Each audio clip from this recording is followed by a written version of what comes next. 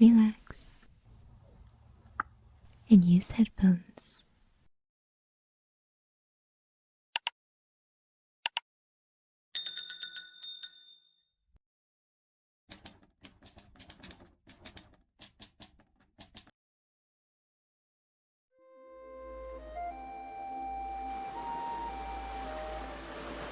Welcome back, dear traveler, to Historychibi, a cozy corner of the world where soft-spoken stories wrap around you like a warm blanket, and every whisper guides you closer to rest. Tonight, I invite you to step softly into the emerald mists of Ireland, where the veil between our world and the fairy realm grows thin. In this quiet space, I'll be sharing 4 enchanting Irish fairy tales, stories passed down through generations, each alive with magic and wonder. But before we begin, I want to share something special with you. For this reading, I'm allowing my voice to be more natural, less polished and less edited. I wanted the storytelling to feel more personal and more real. So please do let me know if you enjoy this softer, more organic sound, or if you prefer the more refined recordings. Because this recording is not edited at all, you may occasionally hear the snoring or the pitter-pattering of Milky or Minty in the background. Now, before we drift into these stories, let's ease into stillness together. Close your eyes and take a long, slow breath. In through your nose, hold for a moment, and exhale softly. Imagine standing barefoot on a soft, mossy hill, overlooking the cool waves and the mist of the Irish countryside brushing against your skin. Above you, ancient oak trees sway, their branches whispering secrets to the wind. Feel the earth beneath you, steady and grounding, as a soft breeze carries the scent of rain and wildflowers. Let the soft waves guide you with each breath you take, and allow the weight of the day to melt away. Feel yourself sink deeper into comfort, your mind opening like a door to an old, forgotten world. Let the shadows dance and the fairies sing, guiding you into a realm of dreams and forgotten legends.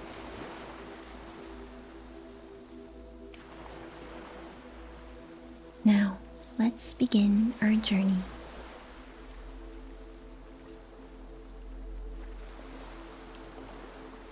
The Fairies Dancing-Place. Lanty McCluskey had married a wife, and of course it was necessary to have a house in which to keep her. Now, Lanty had taken a bit of a farm, about 6 acres, but as there was no house on it, he resolved to build one, and that it might be as comfortable as possible, he selected for the site of it one of those beautiful green circles that are supposed to be the playground of the fairies. Lanty was warned against this, but as he was a headstrong man and not much given to fear, he said he would not change such a pleasant situation for his house to oblige all the fairies in Europe. He accordingly proceeded with the building, which he finished off very neatly, and, as it is usual on these occasions to give one's neighbors and friends a housewarming, Lanty, having brought home the wife in the course of the day, got a fiddler and a lot of whiskey, and gave those who had come to see him a dance in the evening. This was all very well, and the fun and hilarity were proceeding briskly, when a noise was heard after night had set in, like a crushing and straining of ribs and rafters on the top of the house. The folks assembled all listened, and without doubt there was nothing heard but crushing and heaving and pushing and groaning and panting, as if 1,000 little men were engaged in pulling down the roof. "Come," said a voice which spoke in a tone of command. "Work hard. You know we must have Lanty's house down before midnight." This was an unwelcome piece of intelligence to Lanty, who, finding that his enemies were such as he could not cope with, walked out and addressed them as follows. "Gentlemen, I humbly ask your pardon for building on any place belonging to you, but if you'll have the civilitude to let me alone this night, I'll begin to pull down and remove the house tomorrow morning." This was followed by a noise like the clapping of 1,000 tiny little hands, and a shout of "Bravo, Lanty!" billed halfway between the two white thorns above the boreen, and after another hearty little shout of exultation, there was a brisk rushing noise, and they were heard no more. The story, however, does not end here, for Lanty, when digging the foundation of his new house, found the foal of a calm of gold, so that in leaving to the fairies their playground, he became a richer man than ever he would otherwise would have been, had he never come in contact with them at all.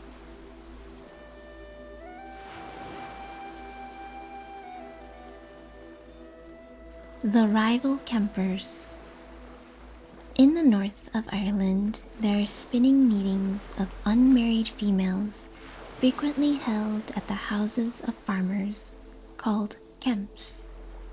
Every young woman who has got the reputation of being a quick and expert spinner attends where the Kemp is to be held, at an hour usually before daylight, and on these occasions she is accompanied by her sweetheart or some male relative, who carries her wheel and conducts her safely across the fields or along the road, as the case may be. A Kemp is, indeed, an animated and joyous scene, and one, besides which is calculated to promote industry and decent pride. Scarcely anything can be more cheering and agreeable than to hear at a distance, breaking the silence of morning, the light-hearted voices of many girls, either in mirth or song, the humming sound of the busy wheels, jarred upon a little, it is true, by the stridulous noise and checkings of the reels, and the voices of the reelers as they call aloud the checks, together with the name of the girl and the quantity she has spun up to that period, for the contest is generally commenced 2 or 3 hours before daybreak. This mirthful spirit is also sustained by the prospect of a dance, with which, by the way, every Kemp closes, and when the fair victor is declared, she is to be looked upon as the queen of the meeting, and treated with the necessary respect. But to our tale, everyone knew Sean Bowie McGavran to be the cleanest, best conducted boy, and the most industrious too, in the whole parish of Fa-Abala. Hard was it to find a young fellow who could handle a flail, spade, or reaping hook in better style, or who could go through his day's work in a more creditable or workmanlike manner. In addition to this, he was a fine, well-built, handsome young man, as you could meet in a fair. And so, sign was on it, maybe the pretty girls weren't likely to pull each other's caps about him. Sean, however, was as prudent as he was good-looking, and although he wanted a wife, yet the sorrow one of him but preferred taking a well-handed, smart girl who was known to be well-behaved and industrious like himself. Here, however, was where the puzzle lay on him, for instead of one girl of that kind, there were in the neighborhood no less than a dozen of them, all equally fit and willing to become his wife, and all equally good-looking. There were 2, however, whom he thought a trifle above the rest, but so nicely balanced were Biddy Corrigan and Sally Gorman, that for the life of him he could not make up his mind to decide between them. Each of them had won her kemp, and it was currently said by them who ought to know that neither of them could overmatch the other. No two girls in the parish were better respected or deserved to be so, and the consequence was they had everyone's good word and good wish. Now, it so happened that Sean had been pulling a cord with each, and as he knew not how to decide between, he thought he would allow them to do that themselves if they could. He accordingly gave out to the neighbors that he would hold a kemp on that day week, and he told Biddy and Sally especially that he had made up his mind to marry whichever of them won the kemp, for he knew right well, as did all the parish, that one of them must.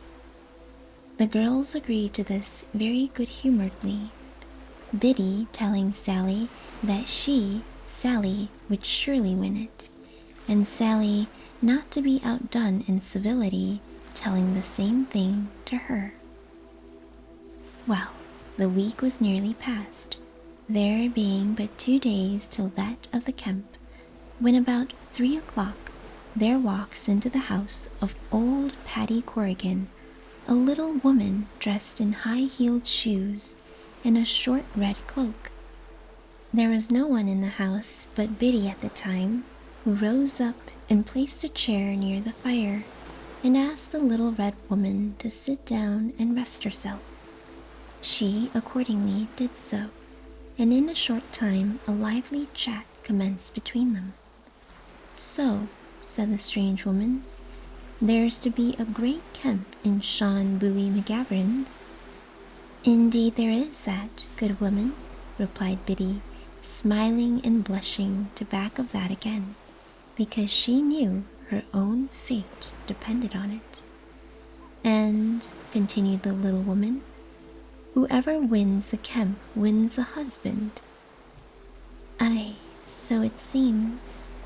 Well, whoever gets Sean will be a very happy woman, for he's the moral of a good boy."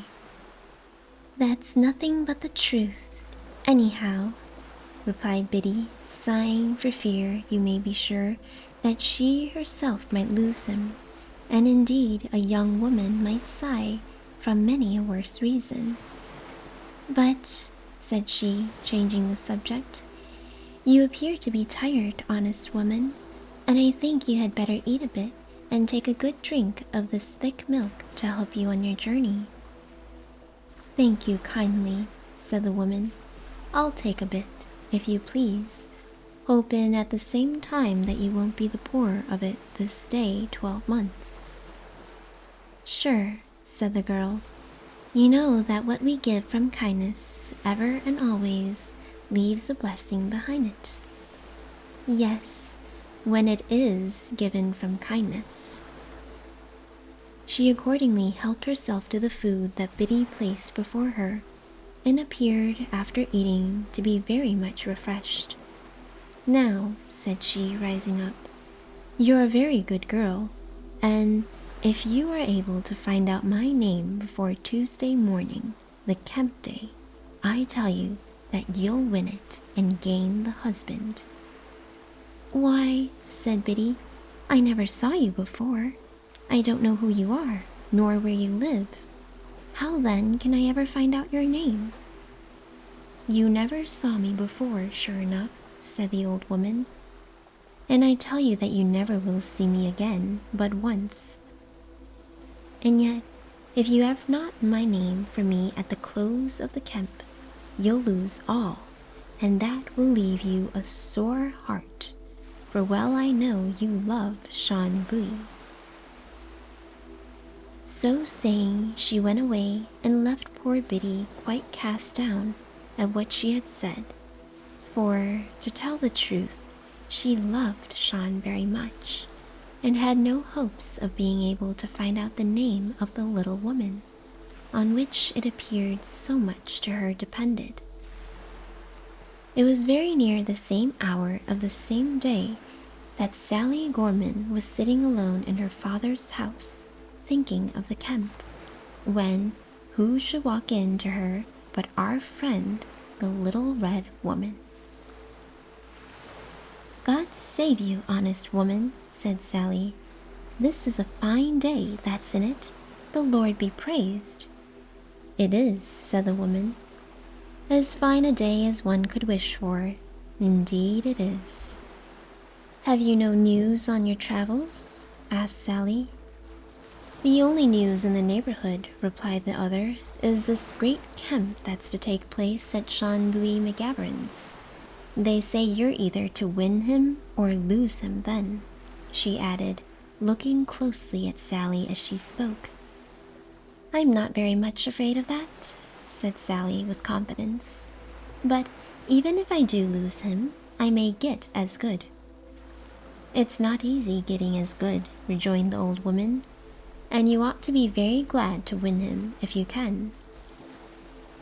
"Let me alone for that," said Sally. "Biddy's a good girl, I allow, but as for spinning, she never saw the day she could leave me behind her. Won't you sit down and rest you?" she added. "Maybe you're tired." "It's time for you to think of it," thought the woman, but she spoke nothing. "But," she added to herself on reflection, "it's better late than never. I'll sit a while till I see a little closer what she's made of." She accordingly sat down and chatted upon several subjects, such as young women like to talk about, for about half an hour, after which she arose, and taking her little staff in hand, she bade Sally good-bye and went her way. After passing a little from the house, she looked back, and could not help speaking to herself as follows: "She's smooth and smart, but she wants the heart. She's tight and neat, but she gave no meat." Poor Biddy now made all possible inquiries about the old woman, but to no purpose. Not a soul she spoke to about her had ever seen or heard of such a woman. She felt very dispirited and began to lose heart, for there is no doubt that if she missed Sean, it would have cost her many a sorrowful day. She knew she would never get his equal, or at least anyone that she loved so well. At last the Kemp day came, and with it all the pretty girls of the neighborhood to Sean Bowie's. Among the rest, the two that were to decide their right to him were doubtless the handsomest pair by far, and everyone admired them. To be sure, it was a merry place, and many a light laugh and sweet song rang out from pretty lips that day. Biddy and Sally, as everyone expected, were far ahead of the rest, but so even in their spinning that the reelers could not, for the life of them, declare which was better. It was neck and head between the pretty creatures, and all who were at the Kemp felt themselves wound up to the highest pitch of interest and curiosity to know which of them would be successful. The day was now more than half gone, and no difference was between them when, to the surprise and sorrow of everyone present, Biddy Corrigan's heck broke in two, and so, to all appearance, ended the contest in favor of her rival. And what added to her mortification, she was as ignorant of the red little woman's name as ever. What was to be done? All that could be done was done. Her brother, a boy of about 14 years of age, happened to be present when the accident took place, having been sent by his father and mother to bring them word how the match went on between the rival spinsters. Johnny Corrigan was accordingly dispatched with all speed to Donald McCusker's, the wheelwright, in order to get the heck mended, that being Biddy's last but hopeless chance.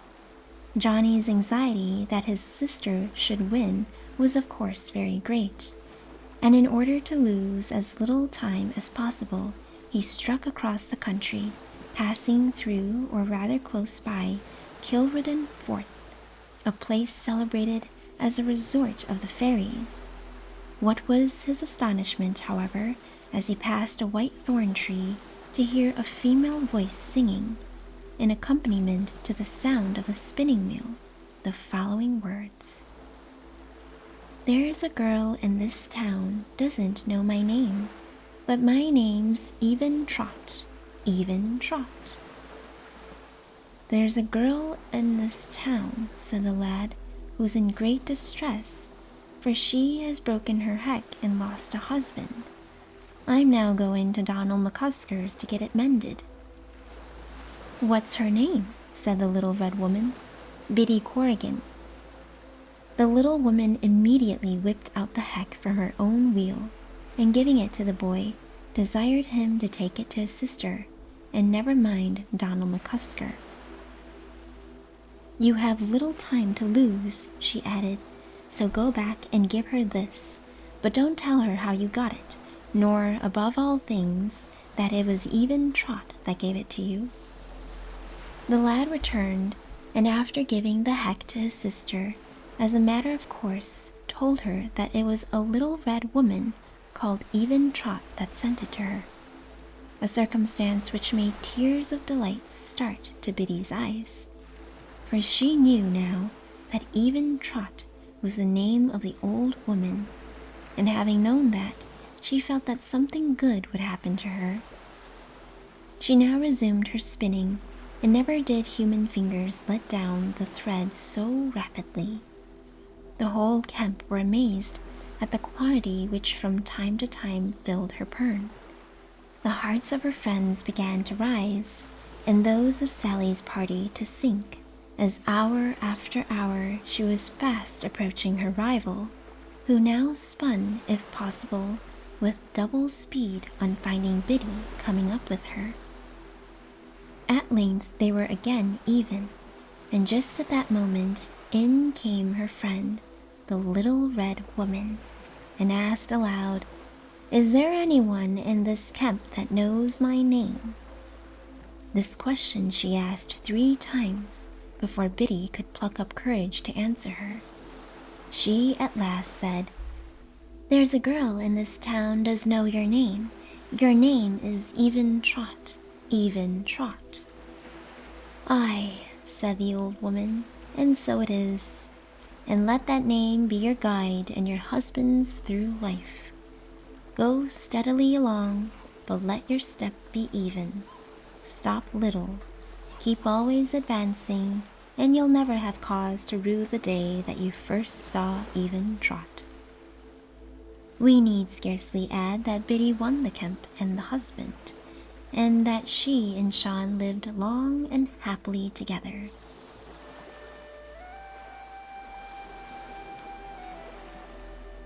The Young Piper.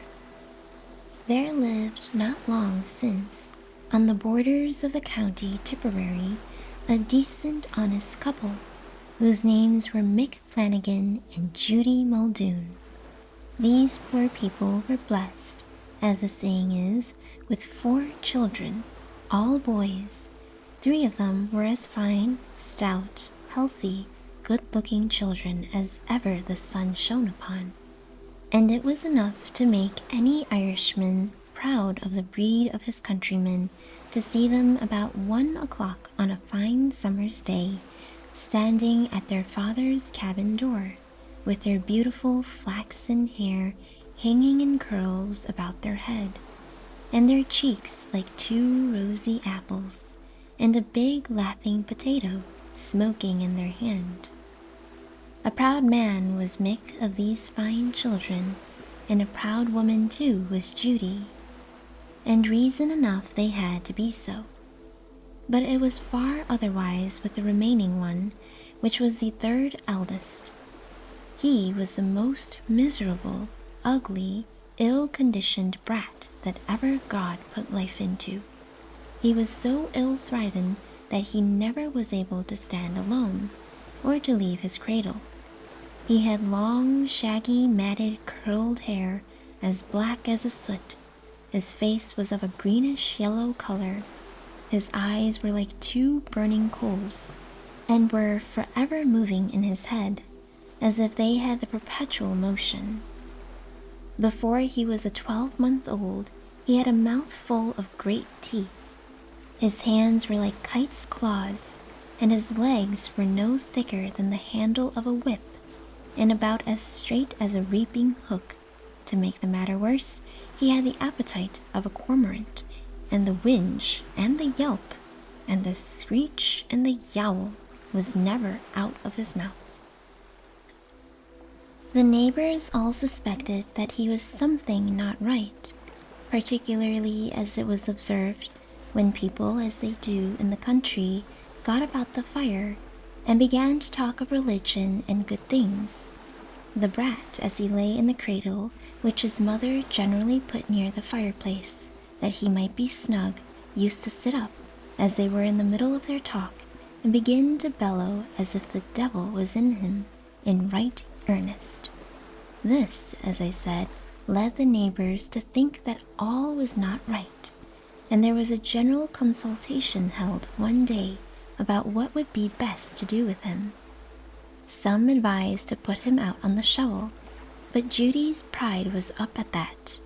A pretty thing indeed that a child of hers should be put on a shovel and flung out on the dunghill just like a dead kitten or a poisoned rat. No, no, she would not hear to that at all. One old woman, who was considered very skillful and knowing in fairy matters, strongly recommended her to put the tongs in the fire and heat them red, and to take his nose in them, and that would beyond all manner of doubt make him tell what he was and where he came from, for the general suspicion was that he had been changed by the good people. But Judy was too soft-hearted and too fond of the imp, so she would not give in to this plan, though everybody said she was wrong, and maybe she was, but it's hard to blame a mother. Well, some advised one thing and some another. At last, one spoke of sending for the priest, who was a very holy and a very learned man, to see it. To this, Judy, of course, had no objection, but one thing or other always prevented her doing so, and the upshot of the business was that the priest never saw him. Things went on in the old way for some time longer.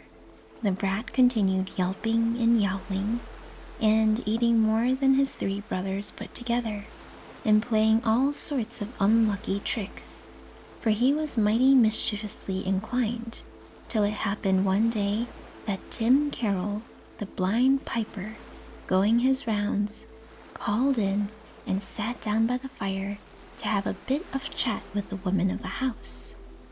So, after some time, Tim, who was no churl of his music, yoked on the pipes and began to bellows away in high style.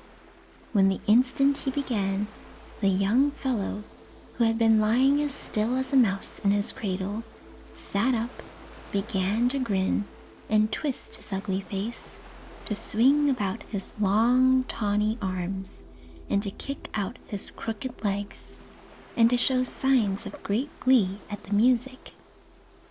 At last, nothing would serve him but he should get the pipes into his own hands, and to humor him, his mother asked Tim to lend them to the child for a minute. Tim, who is kind to children, readily consented, and as Tim had not his sight, Judy herself brought them to the cradle, and went to put them on him. But she had no occasion, for the youth seemed quite up to the business. He buckled on the pipes, set the bellows under one arm and the bag under the other, worked them both as knowingly as if he had been 20 years at the business, and lilted up Sheila Nagwira in the finest style imaginable. All were in astonishment. The poor woman crossed herself. Tim, who, as I said before, was dark, and did not well know who was playing, was in great delight. And when he heard that it was a little prickon, not 5 years old, that had never seen a set of pipes in his life. He wished the mother joy of her son, offered to take him off her hands if she would part with him, swore he was a born piper, a natural genius, and declared that in a little time more, with the help of a little good instruction from himself, there would not be his match in the whole country. The poor woman was greatly delighted to hear all this, particularly as what Tim said about natural genius quieted some misgivings that were rising in her mind, lest what the neighbors said about his not being right might be too true.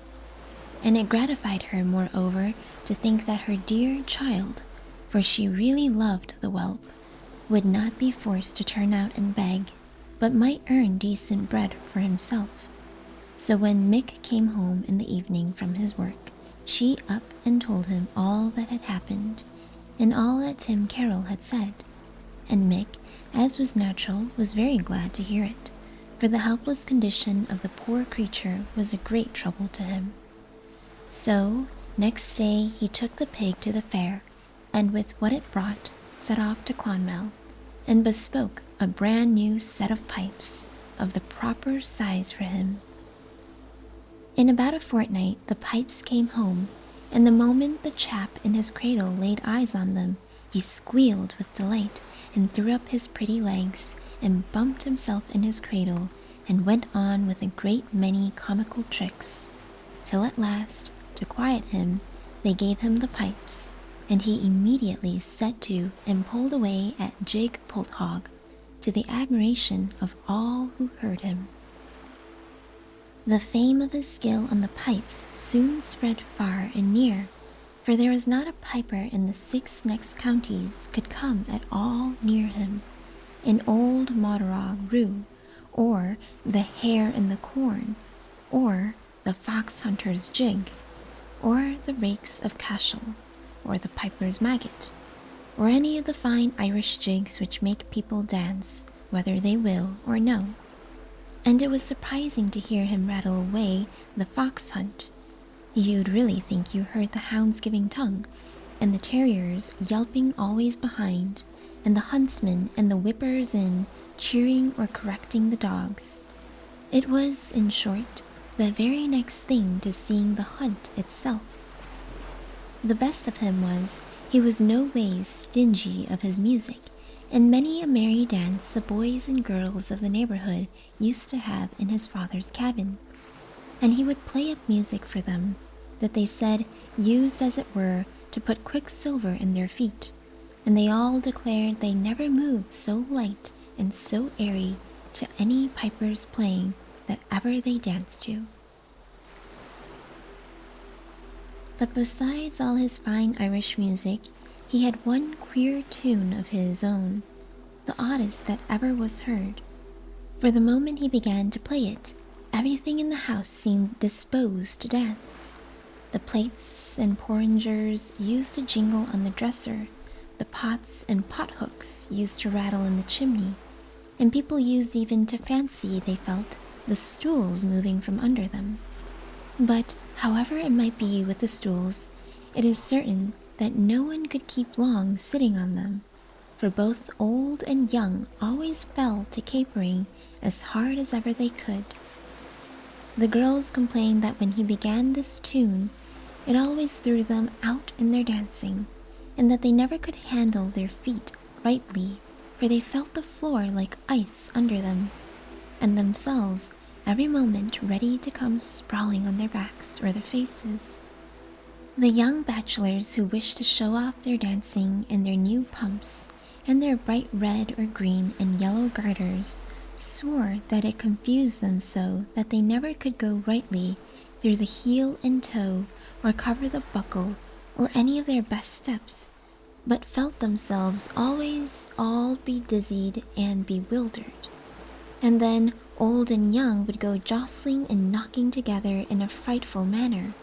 And when the unlucky brat had them all in this way, whirligigging about the floor, he'd grin and chuckle and chatter, for all the world like Jacko the monkey, when he was played off some of his roguery. The older he grew, the worse he grew, and by the time he was 6 years old, there was no standing the house for him. He was always making his brothers burn or scald themselves, or break their shins over the pots and stools. One time in harvest, he was left at home by himself, and when his mother came in, she found the cat a horseback on the dog, with her face to the tail, and her legs tied round him, and the urchin playing his queer tune to them, so that the dog went barking and jumping about, and the cat was mewing for the dear life, and slapping her tail backwards and forwards, which, as it would hit against the dog's chaps, he'd snap at and bite. And then there was the fillaloo. Another time, the farmer with whom Mick worked, a very decent, respectable man, happened to call in, and Judy wiped a stool with her apron and invited him to sit down and rest himself after his walk. He was sitting with his back to the cradle, and behind him was a pan of blood, for Judy was making pig's puddings.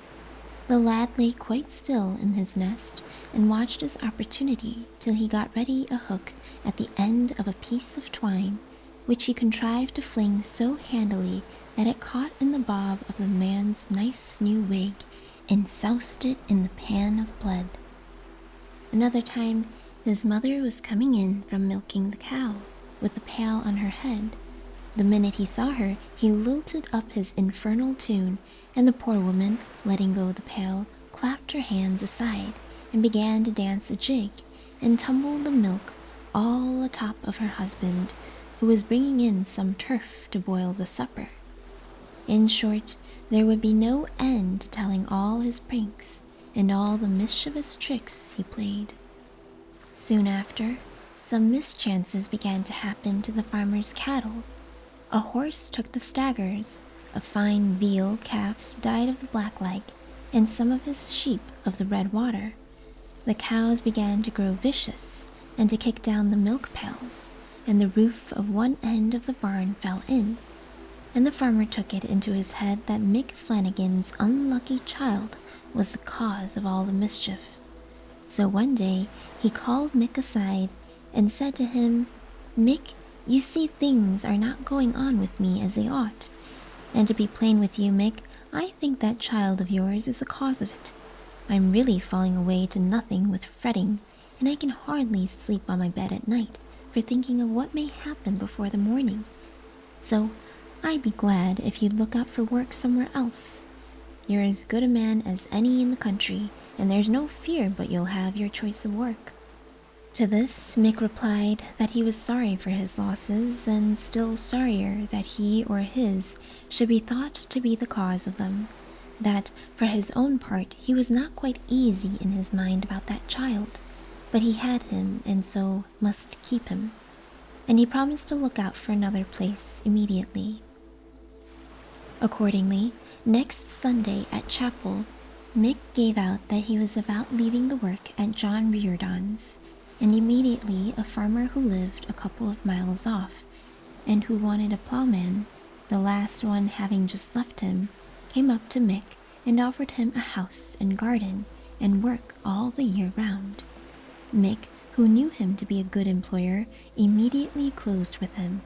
So it was agreed that the farmer should send a car to take his little bit of furniture, and that he should remove on the following Thursday. When Thursday came, the car came according to promise, and Mick loaded it and put the cradle with the child and his pipes on the top, and Judy sat beside it to take care of him, lest he should tumble out and be killed. They drove the cow before them, the dog followed, but the cat was of course left behind, and the other 3 children went along the road picking haws and blackberries, for it was a fine day towards the latter end of harvest. They had to cross a river, but as it ran through a bottom between 2 high banks, you did not see it till you were close on it. The young fellow was lying pretty quiet in the bottom of the cradle, till they came to the head of the bridge, when hearing the roaring of the water, for there was a great flood in the river, as it had rained heavily for the last 2 or 3 days, he sat up in his cradle and looked about him, and the instant he got a sight of the water, he found they were going to take him across it. Oh, how he did bellow, and how he did squeal. No rat caught in a snap trap ever sang out equal to him. "Whist, Alana," said Judy. "There's no fear of you. Sure, it's only over the stone bridge we're going." "Bad luck to you, you old rip," cried he. "What a pretty trick you've played me to bring me here," and still went on yelling, and the farther they got on the bridge, the louder he yelled, till at last Mick could hold out no longer. So giving him a great scalp of the whip he had in his hand, "Devil choke you, you brat," said he, "will you never stop bawling? A body can't hear their ears for you." The moment he felt the thong of the whip, he leaped up in the cradle, clapped the pipes under his arm, gave a most wicked grin at Mick, and jumped clean over the battlements of the bridge down into the water. "Oh, my child, shouted Judy. "He's gone forever from me." Mick and the rest of the children ran to the other side of the bridge, and looking over, they saw him coming out from under the arch of the bridge, sitting cross-legged on the top of a white-headed wave, and playing away on the pipes as merrily as if nothing had happened. The river was running very rapidly, so he was whirled away at a great rate, but he played as fast and faster than the river ran. And though they set off as hard as they could along the bank, yet as the river made a sudden turn round the hill, about 100 yards below the bridge, by the time they got there he was out of sight, and no one ever laid eyes on him more. But the general opinion was that he went home with the pipes to his own relations, the good people, to make music for them.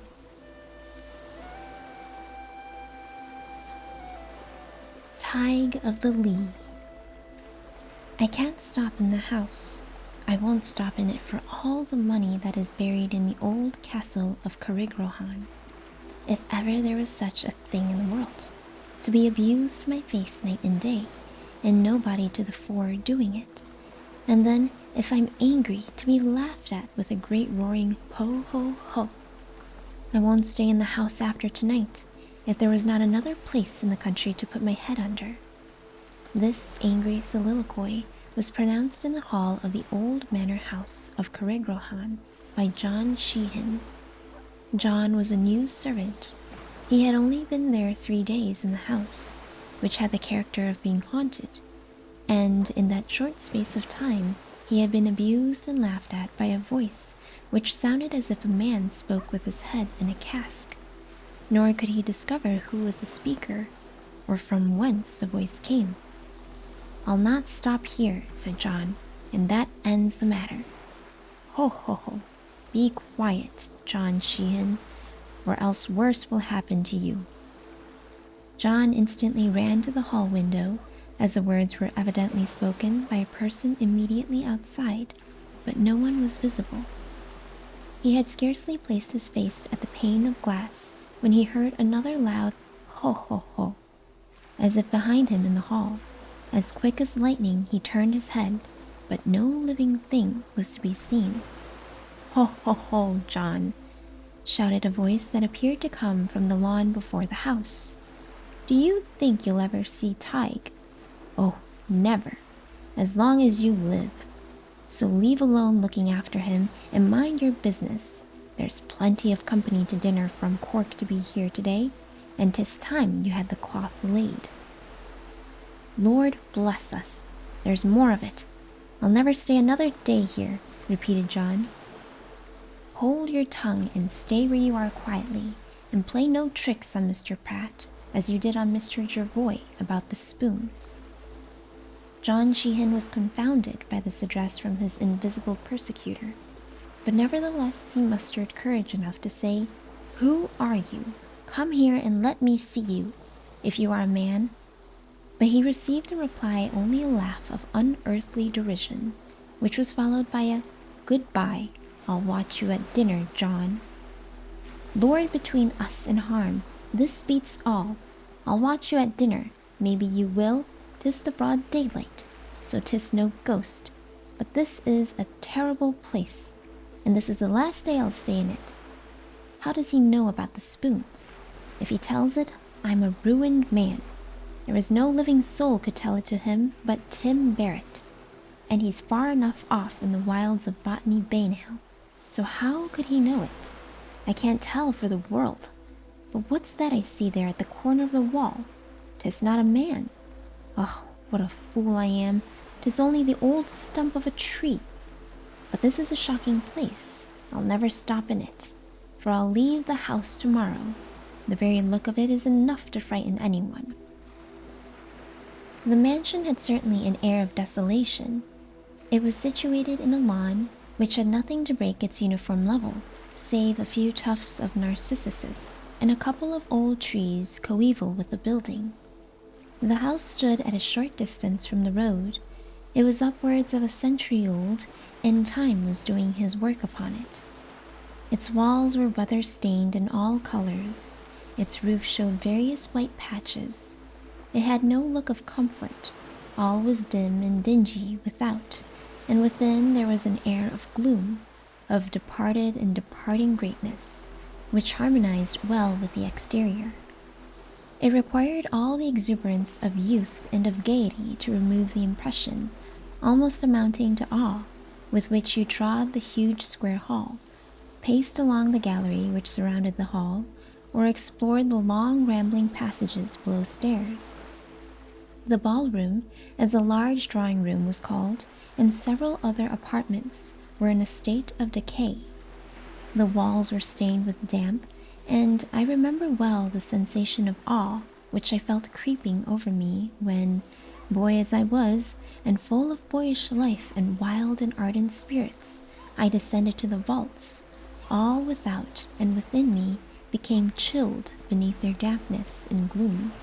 Their extent, too, terrified me, nor could the merriment of my two schoolfellows, whose father, a respectable clergyman, rented the dwelling for a time, dispel the feelings of a romantic imagination until I once again ascended to the upper regions.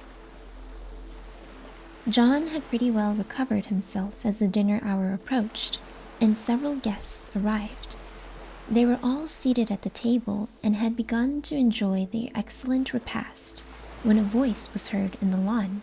Ho, ho, ho, Mr. Pratt, won't you give poor Teigue some dinner? Ho, ho, a fine company you have there, and plenty of everything that's good. Sure you won't forget poor Teigue? John dropped the glass he had in his hand. Who is that? Said Mr. Pratt's brother, an officer of the artillery. That is Teigue, said Mr. Pratt, laughing, whom you must often have heard me mention. And pray, Mr. Pratt, inquired another gentleman, who is Teigue? That, he replied, is more than I can tell. No one has ever been able to catch even a glimpse of him. I have been on the watch for a whole evening with 3 of my sons, yet, although his voice sometimes sounded almost in my ear, I could not see him. I fancied, indeed, that I saw a man in a white frieze jacket pass into the door from the garden to the lawn. But it could only be fancy, for I found the door locked, while the fellow, whoever he is, was laughing at our trouble. He visits us occasionally, and sometimes a long interval passes between his visits, as in the present case. It is now nearly 2 years since we heard that hollow voice outside the window. He has never done any injury that we know of, and once when he broke a plate, he brought one back exactly like it. It is very extraordinary, exclaimed several of the company. But, remarked a gentleman to young Mr. Pratt, your father said he broke a plate. How did he get it without your seeing him? When he asks for some dinner, we put it outside the window and go away. Whilst we watch, he will not take it, but no sooner have we withdrawn than it is gone. How does he know that you are watching? That's more than I can tell, but he either knows or suspects. One day, my brothers Robert and James with myself were in our back parlor, which has a window into the garden, when he came outside and said, Ho, ho, ho, Master James and Robert and Henry, give poor Teigue a glass of whiskey. James went out of the room, filled a glass with whiskey, vinegar, and salt, and brought it to him. "Here, Teigue," said he. "Come for it now." "Well, put it down then, on the step outside the window." This was done, and we stood looking at it. "There, now, go away," he shouted. We retired, but still watched it. "Ho ho, you are watching Teigue.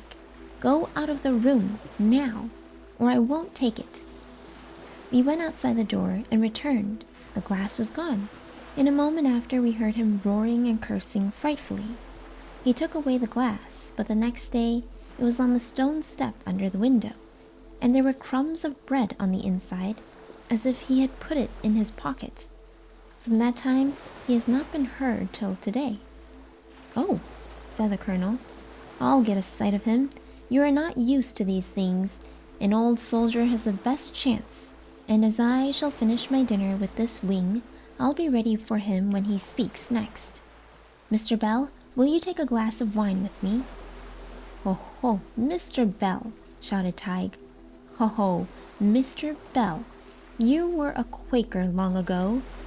Ho ho, Mr. Bell, you're a pretty boy, a pretty Quaker you were, and now you're no Quaker, nor anything else.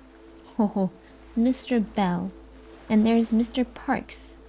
To be sure, Mr. Parks looks mighty fine today with his powdered head, and his grand silk stockings, and his brand new rakish red waistcoat.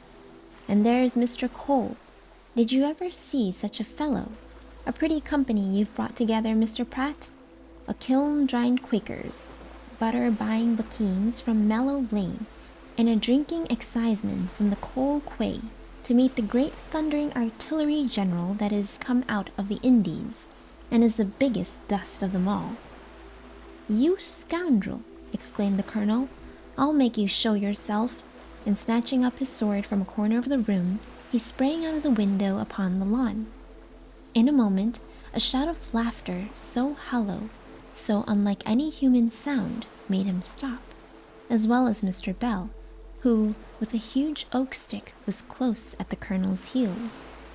Others of the party followed to the lawn, and the remainder rose and went to the windows. "Come on, Colonel," said Mr. Bell.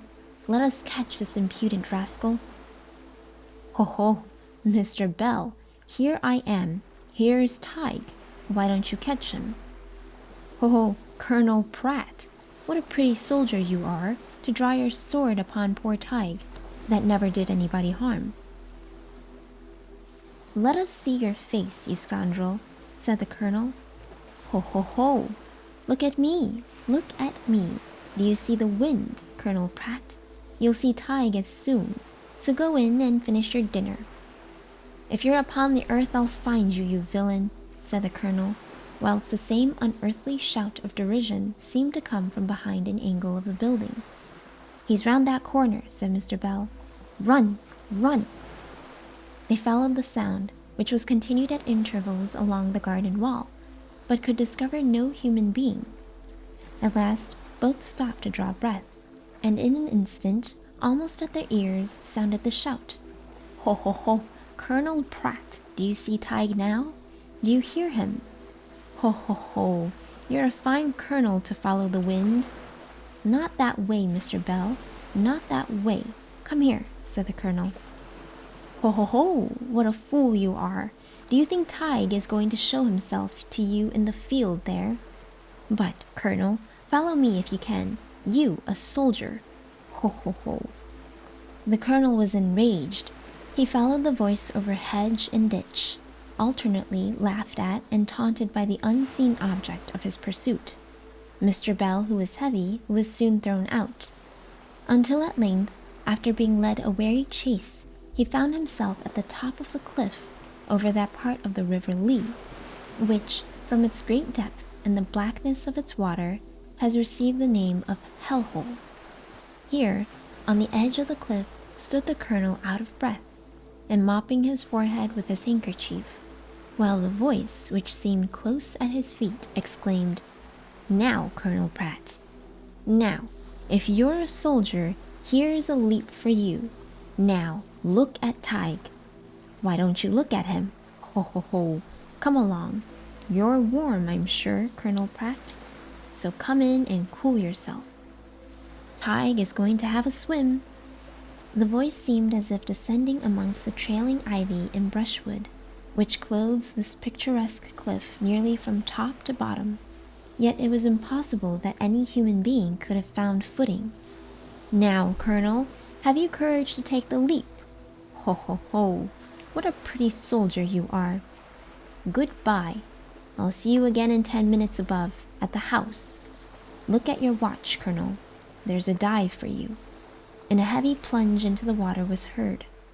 The Colonel stood still, but no sound followed, and he walked slowly back to the house, not quite half a mile from the crag. Well, did you see Teigue? Said his brother, whilst his nephews, scarcely able to smother their laughter, stood by. Give me some wine, said the Colonel. I never was led such a dance in my life. The fellow carried me all round and round till he brought me to the edge of the cliff, and then down he went into hell-hole, telling me he'd be here in 10 minutes. 'Tis more than that now, but he's not come. Ho ho ho, Colonel, isn't he here?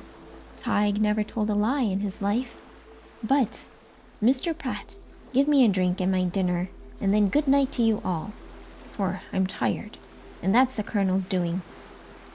A plate of food was ordered. It was placed by John, with fear and trembling, on the lawn under the window. Everyone kept on the watch, and the plate remained undisturbed for some time. Ah, Mr. Pratt, will you starve poor Teigue? Make everyone go away from the windows, and Master Henry out of the tree, and Master Richard off the garden wall. The eyes of the company returned to the tree and garden wall. The two boys' attention was occupied in getting down. The visitors were looking at them, and, ho ho ho, good luck to you, Mr. Pratt. 'Tis a good dinner, and there's the plate, ladies and gentlemen. Goodbye to you, Colonel. Goodbye, Mr. Bell. Goodbye to you all. Brought their attention back when they saw the empty plate lying on the grass, and Teige's voice was heard no more for that evening. Many visits were afterwards paid by Teigue, but never was he seen, nor was any discovery ever made of his person or character. And so, dear traveler, our journey through the myths of Ireland comes to a close. The fairies have finished their dance, the whispers of ancient tales have quieted, and the soft glow of twilight now fades into night. I hope these stories wrapped around you like a gentle breeze, easing your mind and guiding you closer to peaceful dreams. You can probably hear the snoring of Minnie right now as she drifts deeper and deeper into her sleep. If you enjoyed this softer and more natural reading, let me know. I always love hearing your thoughts. Your presence here means more than words can say. Until we meet again, may your heart stay light and your dreams be kind. Good night.